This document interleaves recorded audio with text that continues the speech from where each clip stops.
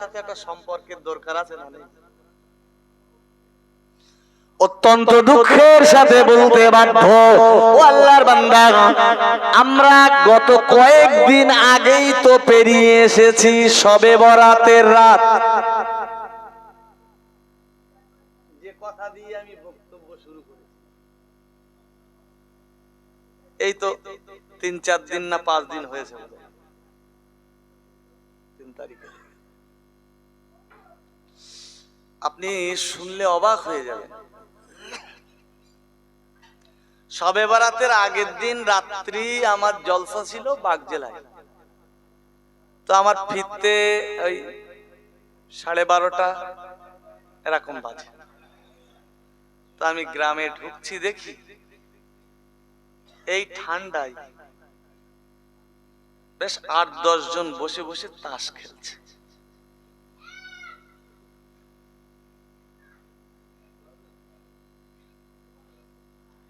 এক তো শবে বরাতের মাস মানে শাবান মাস,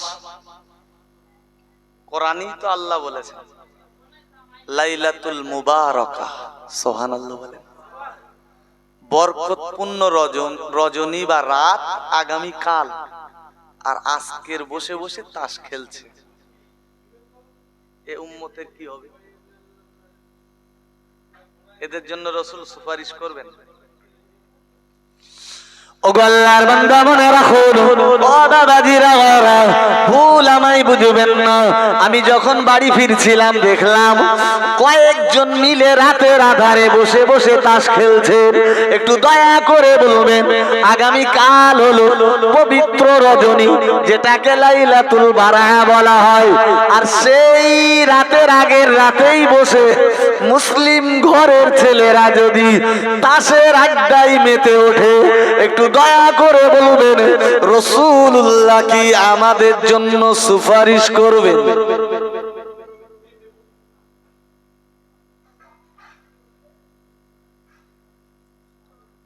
এবার তো মরতে হবে না?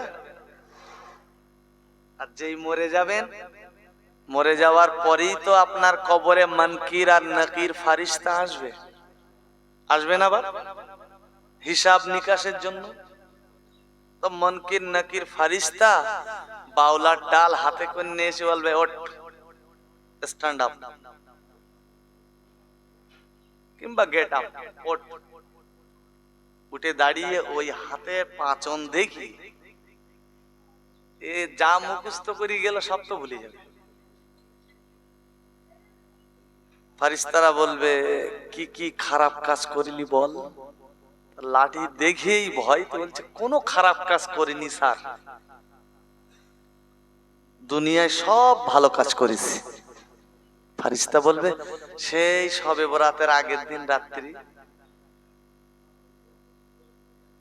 টেক্কা দিলি? তখন বলবে, হ্যাঁ ওই একটাই খারাপ কাজ করিলাম, আর করিনি। আমাদের জীবনে খারাপ কাজ ওই একটা না, আর আছে? পবিত্র মাস সব শাবানের মাস, এরপরেই তো রমজানের মাস। ও আল্লাহর বান্দা, সে মাসেও তো মুসলমান ঘরের অনেক ছেলে রয়েছে যারা রোজা না রেখেও তাসের আড্ডায় বসবে। রোজা রাখে না, তাদের মানে ইসলাম সম্পর্কে কোনো ধারণাই নেই। এদিক তারাবি পড়ির লোক বাড়ি যাচ্ছে, ওরা বসে তাস খেলছে।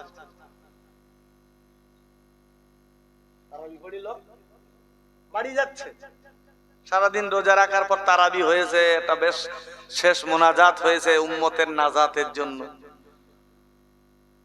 মুসলিম উম্মার জন্য নাজাতের দোয়া চেয়েছেন ইমামরা মসজিদে মসজিদে। সবাই তারাবি পড়ে বাড়ি যাচ্ছে, আর ওরা তাসের আড্ডায় বসে আছে।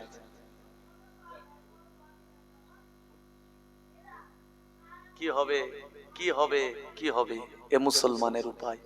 যে জাতির কাছে রয়েছে কোরআন, যে জাতির কাছে রয়েছে নবীর হাদিস, ওলামাদের গবেষণালব্ধ ফতোয়া, যে জাতির পকেটে মোবাইলে শত শত বক্তার ওয়াজ শুনতে শুনতে যে জাতি বেরিয়ে যাচ্ছে, সে জাতি আজও যদি শবে বরাতের রাতে তাসের আড্ডায় বসে থাকে, একটু দয়া করে বলবেন এ জাতির মঙ্গল কামনায় রাসূলুল্লাহ কতটা হেল্প করতে পারে?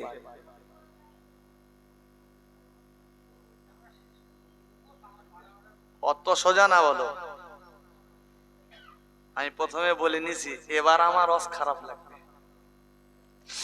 ও আল্লাহর বান্দা মনে রাখুন, ও দাদাজিরা ভাইরা, শুধু তাই নাই কো আরো একটা পন্থা যা আমাদের উপমহাদেশে বলতে পারা যায় অত্যন্ত ঘৃণার একটা পন্থা, অত্যন্ত ঘৃণার একটা কাজ আমাদের ঘরের ছেলেরা করে থাকে।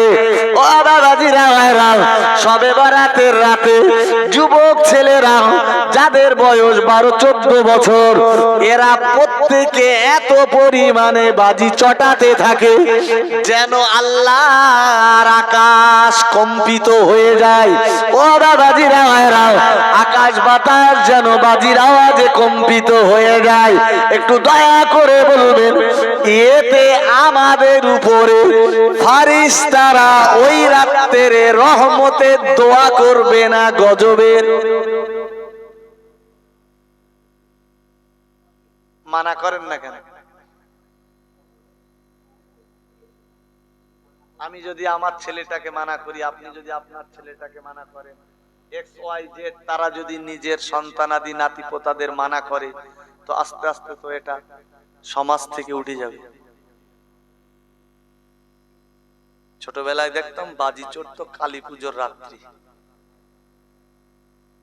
আর যে রাতটাকে আল্লাহ কোরআনের ভাষায় বলেছেন লাইলাতুল মুবারাকা, সেই রাতটাই আমরা বাজিতে, বাজির ধোঁয়ায় আর বাজির আওয়াজে আমরা শেষ করে দিলাম।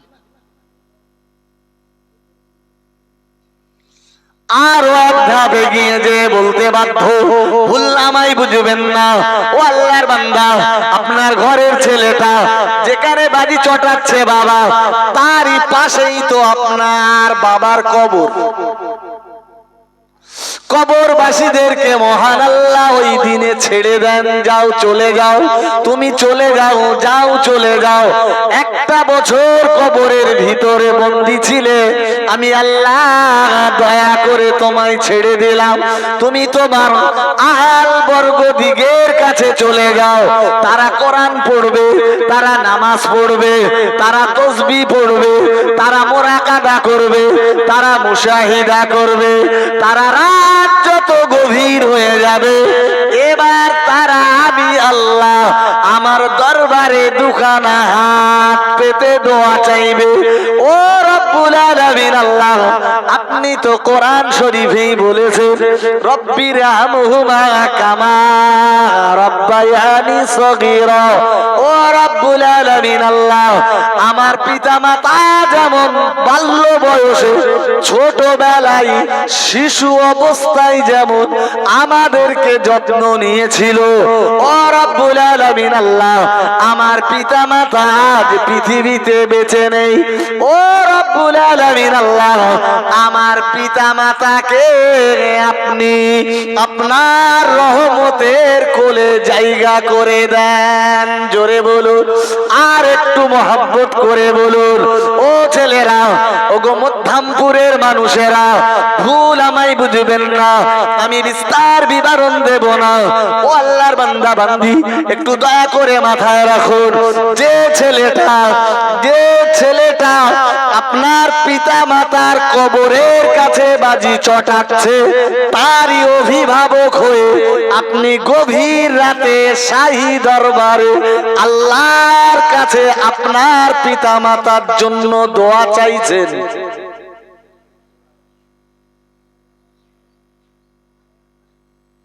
লাইন কোন দিকে যাচ্ছে বুঝতে পেরেছেন? আপনি চাচ্ছেন আল্লাহ আমার পিতা মাতাকে ক্ষমা করে দাও, আল্লাহ তাদের কবরে জান্নাতি নাজ নিয়ামত পৌঁছে দাও, আল্লাহ তাদের কবরকে তুমি বাগে জান্নাত বানিয়ে দাও, আল্লাহ তাদের কবরগুলো গর্তগুলোকে জান্নাতের পরিবেশ দিয়ে ঢেকে দাও, আল্লাহ তাদের কবরের ভিতরে জান্নাতি বায়ু বাতাস আর জান্নাতি সমীরণ দিয়ে আল্লাহ ভরপুর করে দাও। আপনার প্রত্যেকটা নামাজের পরে মোনাজাতে এই দোয়া আপনি চাচ্ছেন আল্লাহর কাছে রহমত, আর আপনার ঘরের ছেলেটা আপনার কবরস্থানের পাশে, কারণ আগেকার দিনের অধিকাংশ কবর তো সব রাস্তার ধারে ছিল, ঠিক বলছি? হয়তো পুরাতন হয়ে গেছে, এখন আর সেখানে আপনারা জায়গা নষ্ট না করে ওই বাগানের ভিতরে দেন, কিন্তু আজও প্রচুর বাড়ি রয়েছে সামনে দেখবেন দুটো কবর ঘেরা। বলে হুজুর এ আমার আমার দাদার কবর, এ আমার দাদির কবর, হুজুর আমরা এখানে আর দিইনি, আপনি এ কবরটা জিয়ারত করে একটু ওই বাগানের দিকে চলেন, ওখানে আমার বাবা মা ঘুমিয়ে আছে। কবরবাসীরা বদদোয়া দিলে আমরা ধ্বংস হয়ে যাব না যাব না? ও আল্লাহর বান্দা মনে রাখুন, ও দাদাজিরা আরো একটু গভীর ভাবে বোঝানোর চেষ্টা করি। যারাই আপনার কবরবাসীদের কাছে এমন অপরাধমূলক কাজ করছে, একটু কি ভাবিয়েছেন তাদের? ওই কবরবাসীরা বদদোয়া করলে পরে আপনি আপনার পরিবার ধ্বংস হয়ে যাবে। ও দাদাজিরা শুধু ধ্বংস নয় গো, আপনি মৃতদের ভুলে যাবেন, মৃতেরাও আল্লাহর কাছে দোয়া করেন। জোরে বলুন। আমরা কবর জিয়ারতে যাই না? শবে বরাতের রাতেও যাই, অন্য সময়েও যাই, জুমার দিনেও যাই, যে ওদের জন্য দোয়া চাই। আল্লাহ রসুল বলেছেন ওরাও কবরে শুয়ে পড়ে তোমাদের জন্য দোয়া করে। শুনছেন কথা? কবরবাসীরাও জীবিতদের জন্য দোয়া করে। ওই আমরা দোয়া চাই না? চাই না কি? জানাজায় একটা দোয়া পড়তে হয়, আপনাদের মনে আছে? আল্লাহুম্মা গফির লি হাইয়িনা ওয়া মাইয়িতিনা ওয়া শাহিদিনা ওয়া গায়বিনা ওয়া সাগীরিনা ওয়া কাবীরিনা ওয়া যাকারিনা ওয়া উনসানা। হাইয়েনা মানে যারা জীবিত, মাইয়েতিনা মানে যারা মৃত, সগীরিনা মানে যারা ছোট, কবিরিনা মানে যারা বড়। শুনছেন কথা?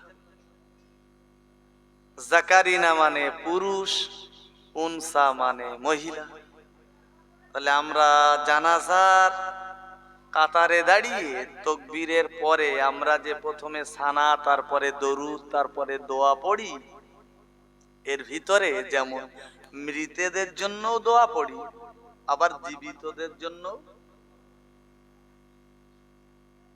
তো আমরা কবরের ধারে যেয়ে যখন ওদের জন্য দোয়া চাই, ওরাও আমাদের জন্য কি করে? দোয়া করে, আল্লাহ তুমি এদের বিপদ মুসিবত থেকে হেফাজত করো। আল্লাহ দেখো এরা আপনাকেও ভুলিনি, মরণকেও ভুলিনি, মরে যারা কবরে রয়েছে আল্লাহ তাদেরও ভুলিনি।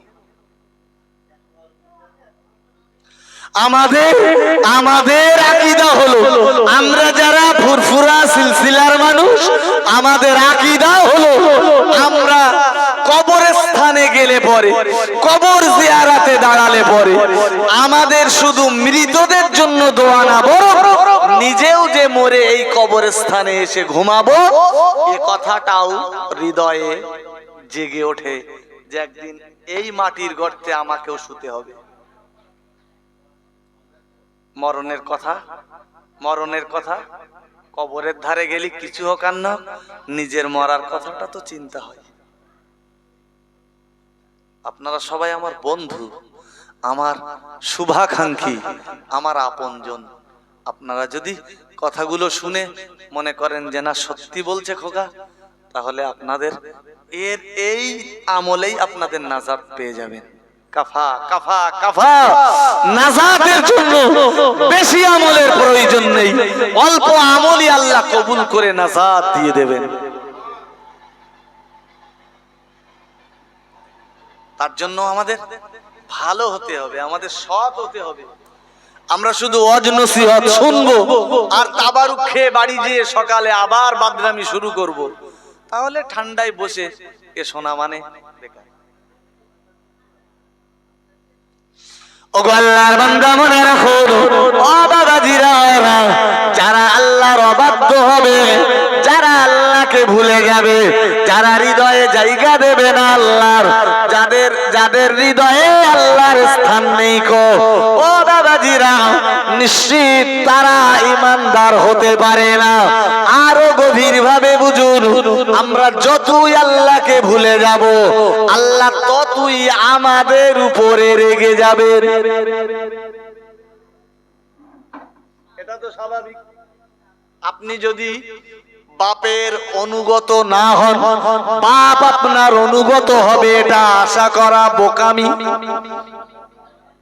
কোরআন শরীফে মহান আল্লাহ জানিয়েছে, ফাযকুরুনি আযকুরুকুম ওয়াশকুরুলি ওয়ালা তাকফুরুন। ও আল্লাহর বান্দা, আমার আল্লাহ জানিয়েছেন, বান্দা তুমি আমায় স্মরণ করো, আমি আল্লাহ তোমায় স্মরণ করব। ও আল্লাহর বান্দা, আল্লাহ নিজেই বললেন, you are remember me, I will remember you. তোমরা আমায় স্মরণ করবে, আমি আল্লাহ তোমাদের স্মরণ করব।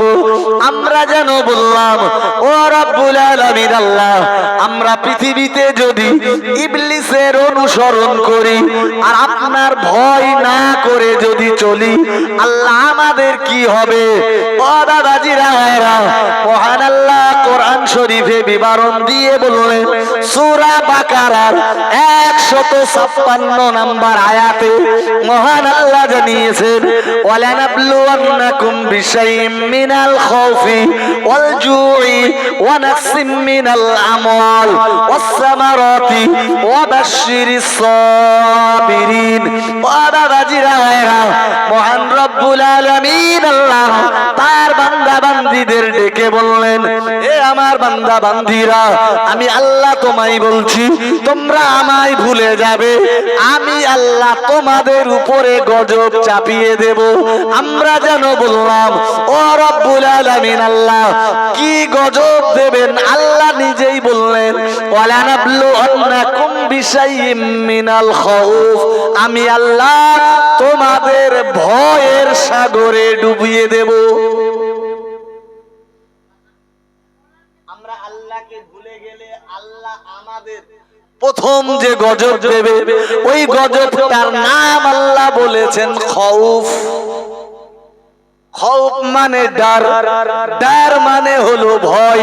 ও আল্লাহর বান্দা, আমি কি আশা করতে পারি না এই এসআইআর এর ভয়টাও খোদ আল্লাহ দিয়েছে?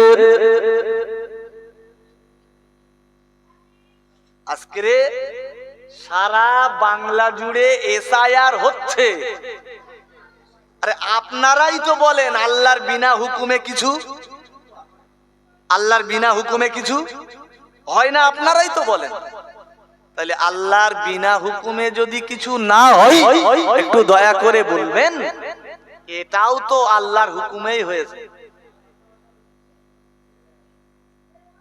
আল্লাহর হুকুমে হয়নি? শোনেন, মহান আল্লাহ নিজেই বললেন, ও আমার বান্দা বান্দি, তোমরা আমায় ভুলে যাবে, আমি আল্লাহ তোমাদের উপরে অত্যাচারী শাসক নামিয়ে দেব। আমি তো নিজে পৃথিবীতে যে তোদের গলা টিপে টিপে মারবো না, আমি আল্লাহ কি করব? তোরা সহ্য করতে পারবি না, এইরকম অত্যাচারী শাসক নামিয়ে দেব। আজকে আল্লাহ দিয়েছেনও তাই, আমরা এর আগের প্রধানমন্ত্রী স্বরাষ্ট্রমন্ত্রী থেকে যা আশা করেছি আজকের দিনে তা করতে পারছি না। কেন? বাট হোয়াই, কেন পারছি না? তাহলে এই যে অত্যাচার আমরা সহ্য করছি, আমরা আল্লাহকে বেমালুম ভুলে গেছি বলে। দেখেন না, এরপরে দেশ থেকে তাড়িয়ে দেয় কি তার ঠিক নেই। এ তো এসআইআর হচ্ছে, এরপরে তো সিএ হবে। অলরেডি আপনারা খবরে চোখ রাখেন কি বলতে পারবো না, প্রত্যেকটা স্টেটের অর্ডার এসছে, প্রত্যেকটা স্টেট মানে রাজ্যে ডিটেনশন ক্যাম্প করতেই হবে। আপনার নেতা যতই বলুক হবে না হবে না, আমি বলে গেলাম রাজ্য কোনোদিন কেন্দ্রের উপরে নয়, কেন্দ্রের আইন মানতে রাজ্য বাধ্য। আপনার নেতা নেত্রী বলেছিল না যে এসআইআর হবে না, ঠেকাতে পেরেছে? পেরেছে? পারবে না, কারণ সংবিধানে পাস হয়েছে, মানতে আপনি বাধ্য, নইলে কেজরিওয়ালের মতো তোমাকেও জেলের গরাদে যেতে হবে। কত মুখ্যমন্ত্রী জেল খাটলো, সব আমাদের সামনে জল জল করে ভাসছে। বিহারে খেলো না লালু, দিল্লিতে খেলো না কেজরিওয়াল। তুমি যতই করো ছলো না, ঠেকাতে তুমি পারবে না। হাজিরিনে মজলিস, ও দাদাজিরা ভাইরা, যদিও একটু অন্য প্রসঙ্গ বলে নিলাম, তবে বোঝানোর জন্য বললাম, ভুল আমায় বুঝবেন না।